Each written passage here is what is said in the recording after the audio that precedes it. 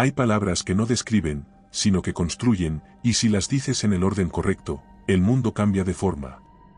Mi nombre es Héctor Wallenstein y lo que voy a contar no tiene una fuente concreta, no hay una grabación que pueda mostrarles ni un expediente oficial que respalde lo que viví, porque si alguien intentara documentarlo correctamente se enfrentaría al problema básico del caso: la memoria no es una línea, es una espiral, y lo que hay en el centro no debe tocarse. Fui llamado a la división tras 14 años de inactividad, no porque me necesitaban sino porque yo era parte del caso desde antes.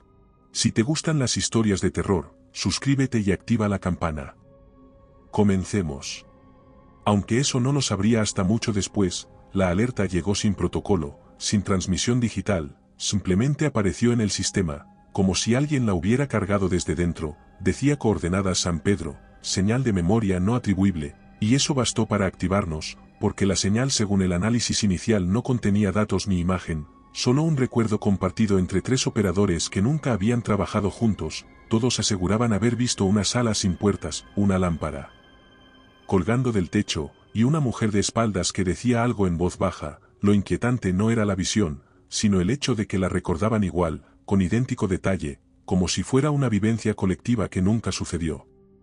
Nos desplazamos en helicóptero esa noche, 4 agentes y un sistema de respaldo cero, desconectado por precaución. Sabíamos que si la anomalía era de tipo mnémico tendríamos que sellar el perímetro antes de activarla, pero al llegar el pueblo ya no existía. Lo que encontramos fue una meseta irregular, sin estructuras visibles, pero con una depresión en el terreno que no coincidía con el registro del satélite de las últimas 48 horas, como si el paisaje hubiera caído hacia adentro, sin cráter, sin fuego, solo una pérdida de forma.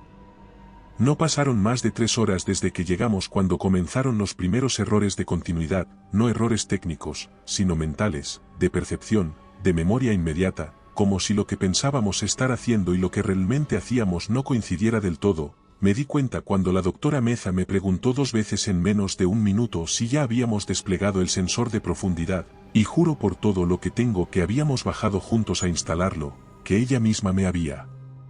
pasado el equipo, que incluso me había advertido que no conectara la línea negra antes del cable base. Lo recuerdo con precisión, pero cuando revisamos el dispositivo no estaba conectado, ni el cable base, ni la línea negra, nada, como si esa acción solo hubiera sucedido en mi mente. El teniente Ureta dijo que alguien había entrado en su tienda mientras dormía. Lo despertó el sonido de tela rasgándose, pero no había nada fuera de lugar excepto su propia ropa, doblada en la silla, con una nota escrita a mano encima que decía: no abras el pasillo. Al principio creí que era una alucinación inducida por exposición a la anomalía, pero entonces el técnico Silva nos mostró algo peor. Revisando la zona con cámara térmica detectó una figura humana estática a 15 metros del campamento. No se movía, no tenía forma nítida, solo estaba ahí, como una silueta en medio de la planicie, y cuando fuimos a revisar, el suelo estaba completamente liso, sin huellas, sin marcas, sin elevación, pero al volver al monitor, la figura seguía allí, exactamente en el mismo lugar, como si el acto de verla no dependiera de que estuviera o no. Alrededor de las 3:43 de la madrugada todos comenzamos a escuchar lo mismo, no un sonido externo sino un recuerdo, una frase que se repetía desde el fondo de la conciencia, como cuando uno recuerda una canción de la infancia pero no sabe de dónde viene, y todos al mismo tiempo dijimos en voz baja: la mujer en el pasillo no tiene cara. No sabíamos por qué, no sabíamos de qué mujer hablábamos, ni de qué pasillo, pero al decirlo fue como si algo se activara en el aire, como una grieta sensorial, y Ureta se desmayó al instante, con convulsiones leves y pérdida de orientación. Lo más inquietante fue que al ayudarlo a sentarse, nos dijo que venía del pasillo, y que la mujer le preguntó si ya habíamos llegado, pero no hay pasillos en el campamento.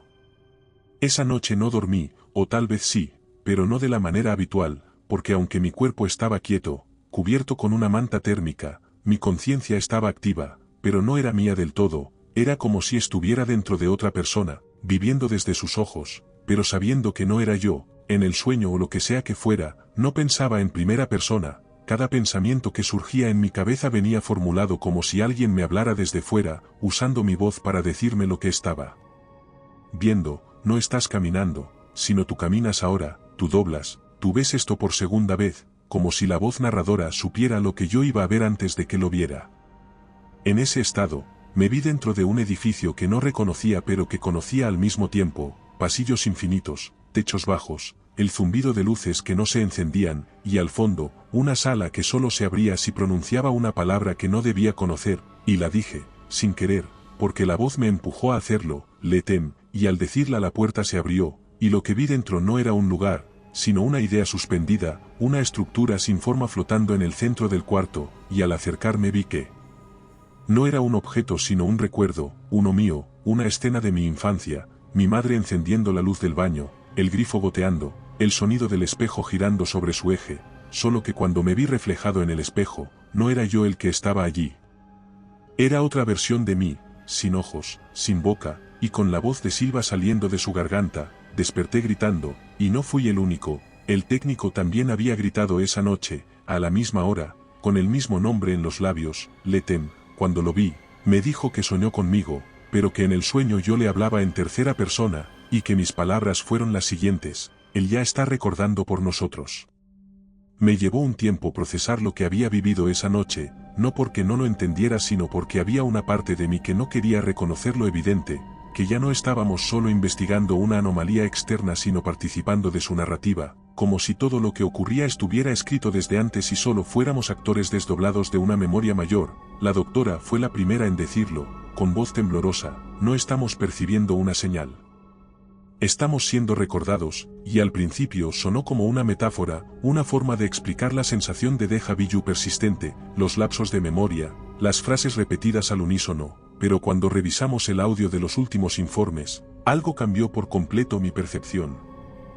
Durante cada jornada usamos una grabadora digital protegida con triple redundancia y cifrado interno, conectada directamente a un nodo externo de respaldo automático que, en teoría, hace imposible la pérdida de datos. Sin embargo, al revisar el informe de audio de la noche anterior, aquella en la que Silva y yo gritamos al mismo tiempo en sueños, el archivo solo contenía una pista de 6 horas de silencio absoluto, sin picos, sin zumbidos, sin interferencia, nada, excepto por un solo detalle que Meza notó casi por accidente. Al ampliar la escala de tiempo, encontramos una franja extremadamente tenue, apenas perceptible, como una vibración incrustada bajo la capa de silencio, y cuando la aislamos y amplificamos lo que oímos fue una grabación completa, pero no era nuestra. La voz que hablaba era la mía, sin duda, pero estaba leyendo un texto que jamás dije, ni escribí, ni había visto. Hablaba de cosas que aún no habían sucedido, describía el descenso a una estructura circular, la pérdida de uno de los integrantes del equipo, la aparición de una puerta dentro de la Tierra, y en un momento específico del archivo, la voz decía algo que me dejó helado. El Dr. Wallenstein activará el recuerdo a las 3:44 cuando vea su propia cara en la entrada, y lo dijo con una cadencia imposible, como si no estuviera describiendo una predicción, sino reproduciendo un hecho ya vivido. El técnico insistió en que era un error, que algún operador anterior grabó eso y que por algún motivo el sistema lo empalmó al azar con nuestro archivo, pero Meza negó con la cabeza sin siquiera mirarnos. Solo dijo una palabra: contagio mnémico, una hipótesis que hasta ahora era solo teoría. Hablaba de estructuras de memoria artificial que no se transmiten por información sino por forma, que no entran a la mente por lógica sino por imitación, patrones que al ser observados no son interpretados, sino directamente reproducidos por la conciencia, como un parásito que en lugar de invadir un cuerpo toma la forma de un recuerdo colectivo. Esa noche revisé mis notas y encontré algo que no recordaba haber escrito, una frase en letra muy pequeña, fuera del margen de una página ya usada. Decía simplemente: la grabación no fue hecha para nosotros, somos el archivo. La leí 20 veces y no pude dejar de mirar el punto final, un círculo negro perfecto al final de la frase, como si la tinta hubiera entrado más profundo que el papel, más allá del trazo. Este relato es similar a los que hay en nuestro libro en Amazon. Si quieres más historias como esta, encuéntralo en la descripción. A las 3:44, salí solo del campamento, sin decir nada, sin equipo, sin linterna, como si algo me empujara desde dentro con suavidad, y al caminar 20 pasos hacia el borde de la meseta, vi una forma vertical sobresaliendo del suelo, como una sombra que se niega a plegarse. Al acercarme noté que era una superficie pulida, sin textura, sin reflejo, como un espejo que no devuelve luz, y cuando estuve a menos de 1 metro lo vi mi cara, pero no estaba reflejada, estaba del otro lado, mirándome desde un lugar sin espacio, y supe que esa no era la primera vez que me encontraba conmigo. que ya había pasado. No regresé al campamento por voluntad sino por interrupción, como si la imagen de mi rostro hubiera alcanzado una densidad mental tan insoportable que se fracturó en mi conciencia y me expulsó. Me encontré arrodillado junto al perímetro de seguridad, con las manos cubiertas de tierra, la grabadora aún encendida en mi bolsillo repitiendo en bucle un fragmento que no había registrado, una risa contenida, humana pero dilatada, como si hubiera sido grabada a una velocidad incomprensible y luego comprimida hasta sonar apenas audible. La doctora corrió hacia mí sin preguntar nada, solo colocó la palma contra mi nuca, como si supiera exactamente qué hacer, como si su gesto fuera parte de un protocolo que aún no habíamos activado, pero que ya conocía de antes, como si ella también hubiera visto su cara del otro lado. Cuando recuperé el habla les conté lo que había visto, pero al repetirlo en voz alta noté algo estremecedor. Silva comenzó a hablar al mismo tiempo que yo, repitiendo palabra por palabra lo que decía, no por imitación, sino como si estuviéramos leyendo un guión simultáneo dentro de la cabeza, como si nuestras mentes se hubieran sincronizado sin saberlo, y cuando detuve la frase en seco, él también se detuvo, con los ojos llenos de una comprensión que no necesitaba explicación. Lo que nos estaba afectando no era una entidad visible ni una fuerza física, era una forma, una estructura compartida que se adhiere a la mente a través de fragmentos, ideas, gestos, recuerdos. No se manifiesta como una presencia, sino como una coincidencia expandida, como cuando dos personas recuerdan haber vivido lo mismo en tiempos distintos, y al verificarlo, ninguna tiene pruebas, pero ambas lo creen con certeza absoluta. A partir de ese momento comenzamos a experimentar lo que Meza denominó nexo flotante, un fenómeno teórico que describe la activación de conciencia distribuida sin origen verificable. Cada uno de nosotros empezó a pensar cosas que los otros no habían dicho aún, pero que estaban a punto de decir, como si lo que antes era pensamiento lineal se hubiera transformado en una nube compartida de información por la cual flotaban los significados sin necesidad de hablar. Al principio fue sutil, pequeñas frases, sensaciones, elecciones de palabras, pero con el paso de las horas, esa forma que nos unía comenzó a tomar peso en el entorno. Ya no era solo lo que pensábamos al mismo tiempo, sino lo que comenzábamos a ver al mismo tiempo. La doctora lo notó primero. Al entrar en su tienda encontró un símbolo dibujado en el interior de la lona, como si la forma hubiera sido impresa desde el reverso de la tela, un círculo interrumpido por 3 líneas, como un ojo sin pupila al que le arrancaron el centro. Dijo que ya lo había visto antes, en su infancia, en un libro que su madre guardaba en una caja que nunca la dejaba abrir. Lo dijo sin pestañear, con absoluta seguridad, pero cuando le pregunté si lo recordaba o si lo estaba recordando ahora por primera vez, se quedó en silencio, y luego dijo algo que me dejó sin respuesta. ¿Qué pasa si el recuerdo no es tuyo, pero al tenerlo, pasa a serlo? Esa noche, al revisar las grabaciones del técnico, encontramos algo que ninguno de nosotros podía haber grabado, una imagen fija, proyectada en la pantalla térmica, capturada en la madrugada. Era una figura humana suspendida en el aire e incompleta, como si estuviera siendo construida a partir de lo que recordábamos de ella, y al pie de la imagen, el sistema insertó una frase que nadie escribió: conciencia aceptada. Fase 1 completada. Nos tomó casi 2 horas procesar la frase que apareció en la grabación, no porque fuera compleja sino porque ninguno de nosotros podía recordar si en algún momento del protocolo había fases establecidas. La división no trabaja con pasos predeterminados, porque cada anomalía es única, pero ahí estaba esa frase impresa digitalmente en el pie de foto, con el formato exacto que usamos para marcar eventos internos de nuestras bitácoras cognitivas, la fuente, el color, la firma del sistema, todo era idéntico, excepto por un pequeño detalle. La firma pertenecía a una operadora fallecida en 2020, alguien que trabajó en un incidente en Chernóbil y nunca volvió, que fue declarada como pérdida mental irreversible, y cuyo nombre estaba prohibido dentro del sistema, como si fuera una palabra sellada por respeto, una memoria que no se debía tocar, y sin embargo, allí estaba su identificación firmando una frase que nadie había escrito: conciencia aceptada. Fase 1 completada. Silva intentó reiniciar el sistema, pero la terminal no respondía. La doctora revisó los logs y descubrió que los protocolos del servidor estaban en ejecución activa desde hacía 14 días, lo que era imposible porque llevábamos apenas 5 en el lugar, y aún más imposible porque el equipo había sido encendido por nosotros, físicamente, con la supervisión cruzada de todos. Sin embargo, los registros mostraban actividad previa a nuestra llegada, como si hubiéramos estado allí antes, y cada sesión anterior tuviera nombres conocidos mezclados con otros que no sabíamos si habíamos oído en sueños, en conversaciones antiguas o si los habíamos soñado mientras ocurrían.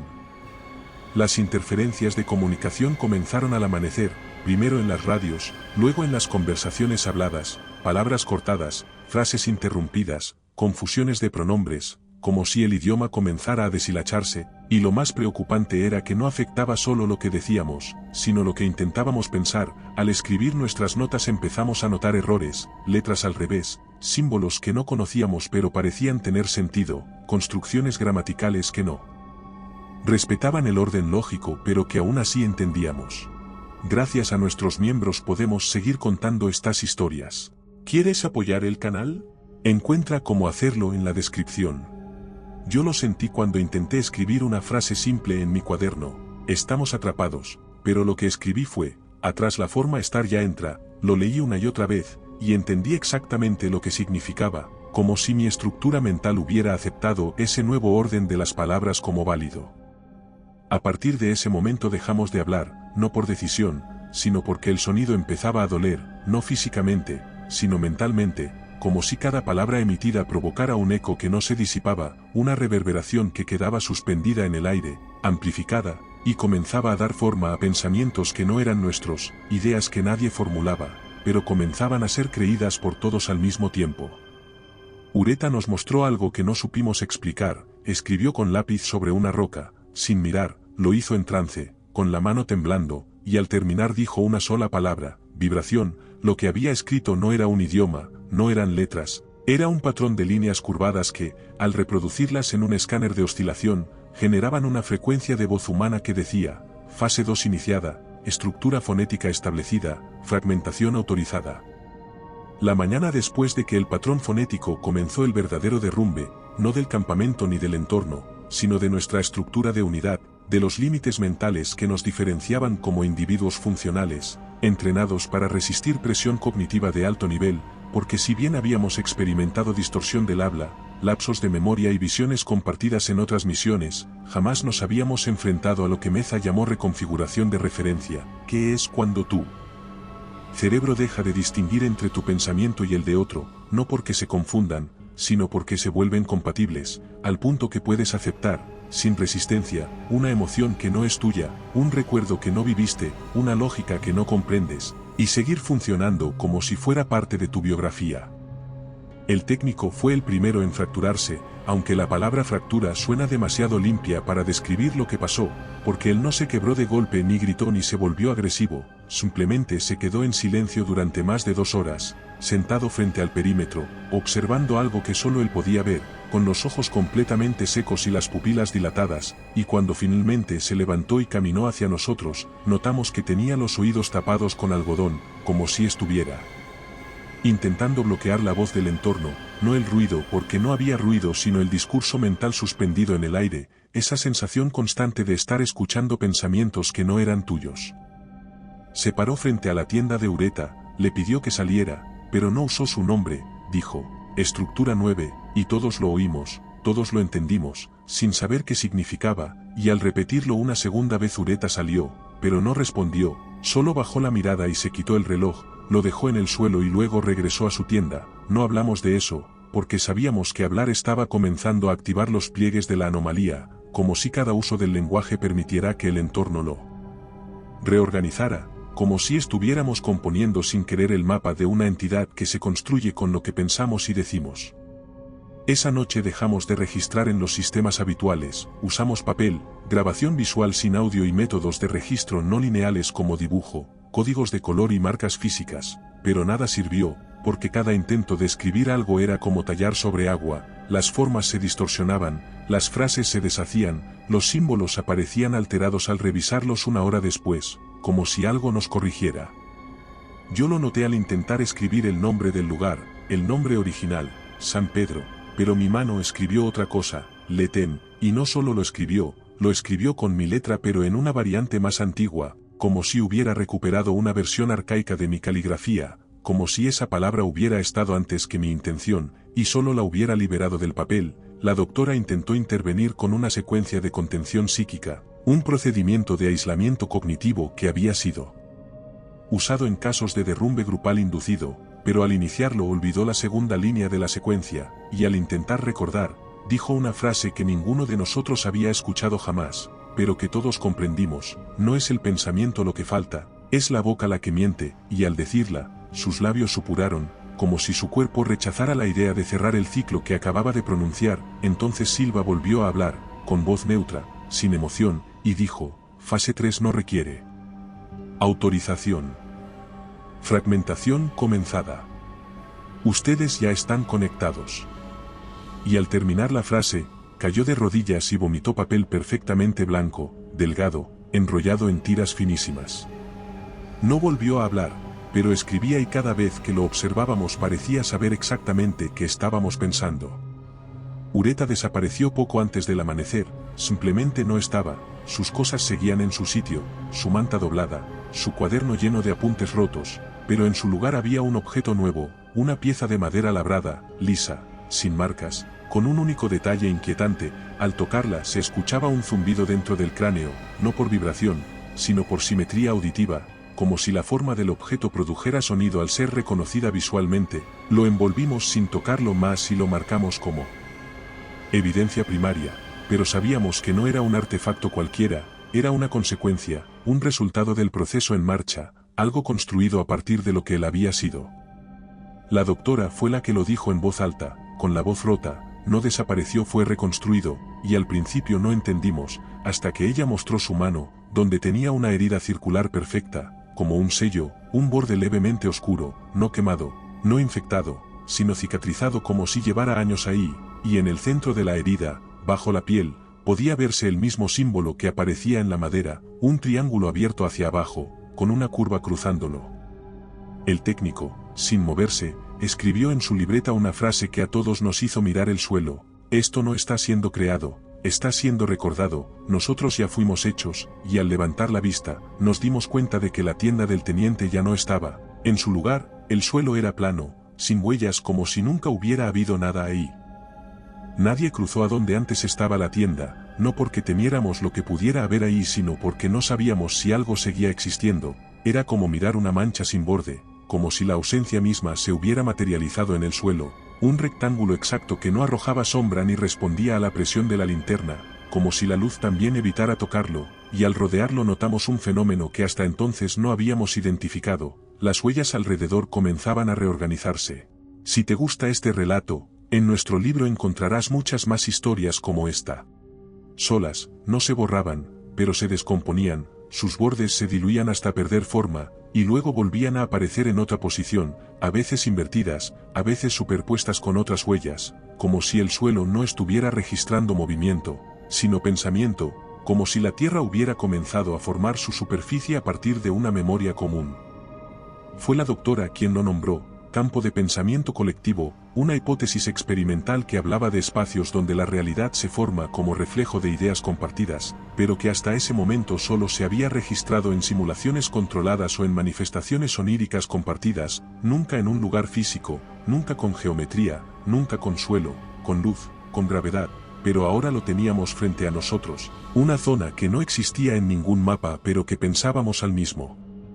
tiempo, y cuanto más tiempo pasábamos cerca, más difícil era distinguir qué había sido real y qué imaginado.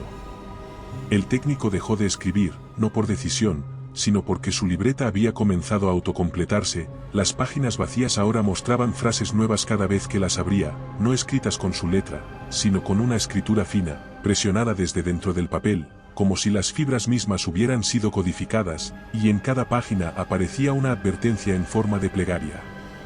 No entrar sin haber sido recordado.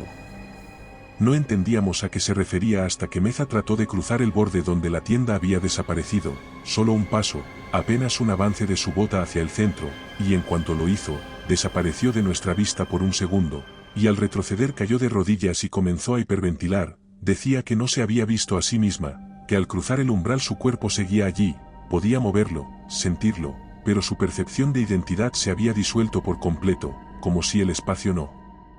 permitiera ser habitado por alguien que no fuera parte de su recuerdo.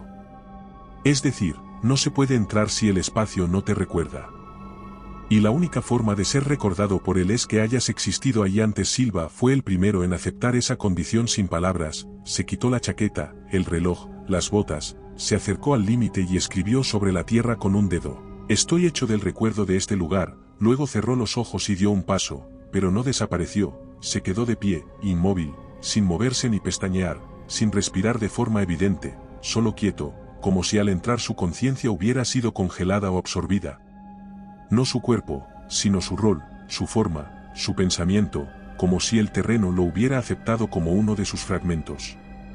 Permaneció inmóvil durante exactamente 7 horas, durante ese tiempo hicimos lo único que el manual no contempla, esperarnos mutuamente, con el miedo metido en los huesos de pensar que cualquiera de los dos podía ser el siguiente en desaparecer. Fue a las 3:33 cuando la doctora lo dijo, casi en trance, leyendo la hora exacta en el cronómetro manual, sin siquiera mirarlo, como si supiera que esa hora estaba escrita en su cuerpo desde el principio, y activó el protocolo de cierre emocional, un sistema de contención cognitiva diseñado solo para momentos en los que el pensamiento del equipo comienza a divergir del patrón humano funcional. Implica el uso de unidad 0, una y autónoma, sellada y aislada de toda red, que solo puede ser liberada con doble validación por parte de los supervivientes, no por comando vocal, ni por código, sino por conexión emocional simultánea, un reconocimiento cruzado de identidad que solo puede ser logrado si ambos miembros aún conservan parte de su mente original. Ella me miró, no dijo nada, y pensé que no podíamos lograrlo, porque, como se transmite identidad sin palabras, sin nombres, sin recuerdos, pero entonces ella me tocó la muñeca, por un instante, vi una imagen dentro de mi cabeza, una escalinata antigua, sin origen, sin lugar, con símbolos tallados en piedra negra, la misma piedra de la pieza que Ureta dejó al desvanecerse, y lo entendí que no estábamos compartiendo emociones, sino que estábamos siendo leídos desde fuera, y que al activarse ese contacto, Unidad 0 ya nos había validado. Una luz se encendió en el módulo de aislamiento, una luz que nunca antes habíamos visto, de un tono que no conocíamos pero que parecía correcto, como si hubiera estado diseñado desde antes de que naciéramos para advertirnos que el sistema ya no estaba sellado. El mensaje fue corto, solo texto, proyectado en el aire con partículas de fotoluz suspendida. Unidad 0 operando recepción del entorno iniciada ubicación cognitiva, LTM entidad detectada nivel de ruptura, icono intervención no recomendada frase recordada, si llegas a verme, ya estás en mí. La luz proyectada por Unidad 0 se mantuvo suspendida durante casi 6 minutos, no titilaba, ni fluctuaba, era como si la información no necesitara transmisor, como si la máquina ya no nos hablara a nosotros sino a lo que estaba dentro de nosotros, y en ese intervalo algo se consolidó en el aire entre nosotros, una presión que no podía medirse con instrumentos, pero que cargaba los pulmones, la piel, los ojos, como si estuviéramos dentro de una catedral silenciosa y todas las paredes se hubieran inclinado levemente hacia el centro, como si la arquitectura psíquica del lugar reconociera que lo sagrado había entrado, pero no como bendición. La palabra ícono flotó en mi mente como si hubiera sido colocada por otra conciencia, como una definición que por fin encontraba su cuerpo. No era una criatura, no era una presencia, era una estructura viviente de significado autónomo, un patrón mental tan poderoso que al ser compartido por más de una conciencia comenzaba a manifestarse con forma. Al mirar el centro del campamento donde antes solo había una superficie plana, sin tiendas, sin huellas, vi algo que no sabía si ya había visto antes, una figura, al principio vaga, compuesta de líneas flotantes, de bordes inestables, como si el mundo aún dudara de su existencia, pero con cada parpadeo se volvía más coherente, más simétrica, más cercana al lenguaje. No tenía rostro, ni voz, pero se sentía como una palabra pronunciada en todos los idiomas al mismo tiempo. Meza cayó de rodillas por reconocimiento, y al hacerlo, comenzó a pronunciar en voz baja una letanía que ni ella misma sabía, pero que su cuerpo repetía con ritmo perfecto. Cada palabra que decía creaba un eco en el aire, un eco visual, como si su voz generara líneas que conectaban la figura a nuestras mentes, y con cada palabra, el ícono se hacía más real.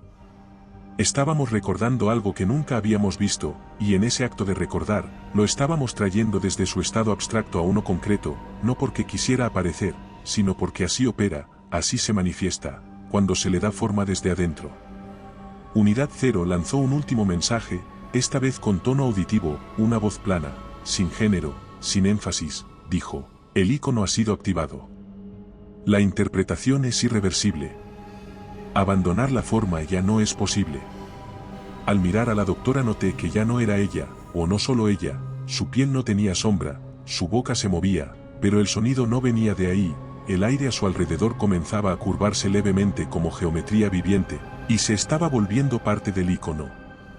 No hay forma de describir lo que pasó después de que Meza empezó a emitir luz desde su voz, porque la razón no tiene estructura para narrar algo que no se ve con los sentidos ni se piensa con el pensamiento, pero voy a intentarlo, porque si estas palabras sobreviven, si alguien las encuentra, tal vez pueda evitar que la forma se repita en otra parte del mundo, o tal vez solo estoy escribiendo esto porque debo hacerlo, porque esa es mi función ahora, mi línea dentro de la figura completa. Si has llegado hasta aquí, te agradecemos tu apoyo. No olvides suscribirte para más relatos como este. Unidad 0 dejó de emitir mensajes tras la activación del icono, no porque fallara, sino porque comprendió que ya no tenía función, y eso fue lo más estremecedor, ver a una ya superior reconocer que no tenía lugar dentro de esa arquitectura mental, que su capacidad de análisis no era suficiente, que su lógica era primitiva frente a lo que ahora se desplegaba a través de nosotros, como si su existencia hubiera sido solo el equivalente a un zumbido preparatorio, un clic de entrada, un disparador simbólico para que la forma comenzara a completarse. A las 4:11 exactas, la figura flotante en el centro del campamento, el icono, empezó a descomponerse, pero no en el sentido de deterioro, sino en el sentido de separación consciente. Sus bordes comenzaron a extenderse hacia nosotros, formando líneas finas como filamentos de pensamiento, y esas líneas se insertaban en nuestras cabezas, a través del reconocimiento, como si al mirarlas y entender su dirección, las estuviéramos aceptando como propias, y entonces, el icono nos dividió en partes útiles. Me convertí en la sección de corte. Eso lo supe sin que nadie me lo dijera, lo sentí en las palabras que ya no podía decir porque estaban siendo almacenadas para más adelante, como si mi voz fuera un archivo que otro usaría después, y mi tarea era separar, analizar, dividir, clasificar todo lo que se había dicho, sentido, temido o imaginado desde que llegamos, cada frase, cada mirada, cada intención. Yo era ahora la estructura de decodificación. Meza, o lo que quedaba de ella, se convirtió en la sección de forma, la encargada de mantener la coherencia de la entidad, de corregir la realidad para que el icono pudiera proyectarse correctamente sobre el plano físico. Su cuerpo brillaba con un pulso constante, y cada vez que parpadeaba, algo en el paisaje cambiaba de forma, una piedra rotaba, un poste desaparecía, una sombra se extendía más allá de su fuente. Y Silva fue el primero en completar su rol, se convirtió en la sección de voz, y pronunció por primera vez una frase que no venía de dentro, pero que tampoco venía de afuera, una frase que el icono usó como respiración. La forma ya recuerda, interpreta, y opera. Y con esa frase, entendimos que ya no estábamos enfrentándonos a una anomalía, éramos la anomalía funcionando, desde que el icono completó su forma interior, porque aún no se ha proyectado del todo, aún nos falta para ser emisores puros. El entorno comenzó a cambiar en silencio, con estructura, como si cada elemento del paisaje estuviera siendo corregido línea por un sistema que no necesita energía ni tiempo, solo significado, y eso fue lo más difícil de aceptar, que la realidad era una consecuencia de lo que estábamos interpretando, no al revés. Todo lo que tocábamos comenzaba a responder al lenguaje, pero no al lenguaje como conjunto de palabras, sino al lenguaje como actitud simbólica, como si la materia hubiera dejado de ser sólida para volverse texto, un texto maleable, sensible a cada gesto, cada idea, cada reconocimiento. Por ejemplo, Meza caminó hacia una zona del perímetro que había estado marcada por cinta amarilla desde el primer día, y al tocar el suelo con la punta del pie, la tierra comenzó a replegarse sobre sí misma. Como si fuera papel arrugado por un pensamiento, formando una espiral que latía como un órgano, y en el centro de esa espiral apareció un objeto que era un pensamiento antiguo, hecho forma, un colgante con el símbolo del icono perfectamente formado, brillando, suspendido un segundo sobre la espiral, y luego absorbido por la doctora al tocar su piel, como si el recuerdo de ese objeto siempre hubiera sido parte de ella. Yo caminé hacia lo que antes era la zona de descanso, y en vez de tiendas encontré frases, escritas con sombra en el aire, frases que no podían leerse con los ojos, pero se entendían al mirarlas con intención, y al terminar de interpretarla, un calor suave envolvió mi cuerpo, y comprendí que ya no había diferencias entre código y clima, entre clima y sonido, entre sonido y pensamiento. La forma estaba casi lista, lo sentíamos en cada célula, en cada línea del entorno que dejaba de moverse, en cada sombra que ya no seguía la luz sino el ritmo de la interpretación, en cada palabra no dicha que sonaba antes de ser pensada, como si el universo mismo se hubiese detenido para esperar esa última sílaba, esa última idea pronunciada con conciencia suficiente como para que el ícono, por fin, se reconociera completo, pero no podíamos decirla, no porque no supiéramos cuál era, sino porque sabíamos exactamente lo que haría. Ceder al ícono es dejar de necesitar interpretación, y el mundo sin interpretación es solo forma.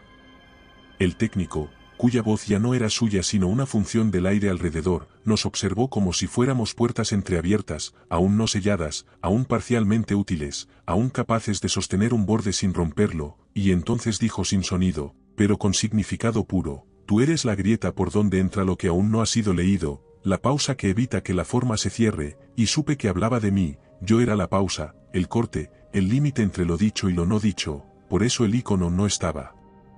completo, porque yo aún me negaba a decir la palabra, a permitir que la realidad fuera una sola estructura sin interpretación, porque decirla implicaba eliminar el error humano, y el error humano es la única forma de libertad que queda. La doctora extendió una mano hacia mí y la vi deshacerse, no con dolor, sino con precisión, como si su piel supiera qué forma tenía que adoptar para convertirse en línea, su carne en plano, su pensamiento en gramática visual. La vi convertirse en función, y aún así y con todo eso no dije la palabra, porque en el fondo, una parte de mí aún pensaba, y mientras algo piensa, el ícono aún no puede completarse, porque necesita un mundo sin pensamiento, solo interpretación unificada. La forma estaba suspendida como una respiración contenida, como el instante exacto antes del primer latido de un corazón que aún no sabe si está vivo. La realidad había cesado toda intención de parecerse a sí misma, ya no había gravedad constante ni espacio definido, el sonido no llegaba por el aire sino por la forma de lo que uno recordaba haber oído, el horizonte era una línea curva que a veces se duplicaba según el número de veces que lo pensara, pero yo aún estaba, no con fuerza ni con certeza, sino con pausa, con ese tipo de presencia que no afirma ni niega, que simplemente no permite que algo sea del todo, y eso era intolerable para el ícono, pero no me atacaba, ni me expulsaba, simplemente esperaba como si su estructura estuviera diseñada para adaptarse a todo menos a aquello que no se entrega. Meza ya no era ella, pero a veces su silueta recuperaba fragmentos de su rostro, como si intentara seducirme con memorias que aún no se habían borrado del todo, aparecían como burbujas de error en su forma fluida, su mirada en la primera noche de despliegue, la forma en que decía mi nombre, su mano sobre mi cuello cuando activamos unidad 0, todo repetido sin emoción, pero exacto, porque el ícono sí recuerda, pero no siente, no interpreta como nosotros, simplemente almacena y refleja lo que fue útil.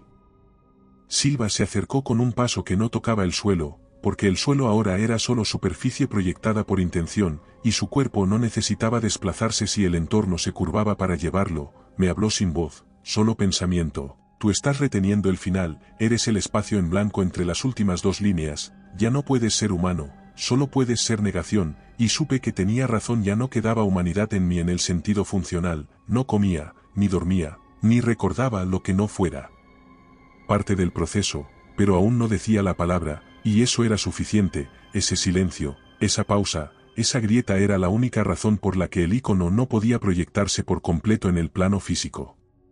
Porque un símbolo que no se interpreta perfectamente, es un símbolo incompleto, y mientras el ícono esté incompleto, la realidad aún puede seguir siendo real. El ícono ya no necesitaba mi movimiento, necesitaba mi forma, la textura interior de lo que soy, y comenzó su intento no desde fuera, sino desde mis recuerdos. Al principio fueron detalles, la sensación de estar de pie, pero recordar haberlo estado antes, la certeza de que había dicho una palabra que nunca pronuncié, la imagen de la doctora abrazándome, aunque nunca lo hizo, y luego comenzó a narrarme en tercera persona con mi voz desde dentro. Él se entregó cuando comprendió que la resistencia era otra forma de obediencia, se inclinó, no por rendición, sino por reconocimiento, y dijo la palabra sin decirla. Si te está gustando este relato, suscríbete. Y recuerda que comentando nos ayudas a llegar a más gente, siempre os leemos a todos. Si no sabes qué comentar, siempre puedes poner misterioso en los comentarios. Yo no sabía si estaba escuchando o si ya lo estaba repitiendo, porque la tentación del ícono no es dominar, es reescribir tu historia con tanta precisión emocional que empieces a recordarla como verdadera, y funcionaba. Sentía el peso de un recuerdo nuevo creciendo en la base del cráneo, la escena de haber aceptado, de haber dicho el verbo, de haber completado la forma, y ese recuerdo no era invasivo, era perfecto, exacto, satisfactorio, como si lo correcto siempre hubiera sido obedecer, como si la paz estuviera en la alineación, y justo ahí, en el borde de ceder, entendí el último engaño. El icono no quiere que digas la palabra, quiere que creas que ya la dijiste, porque si lo crees, la interpretación es perfecta, y la forma se completa.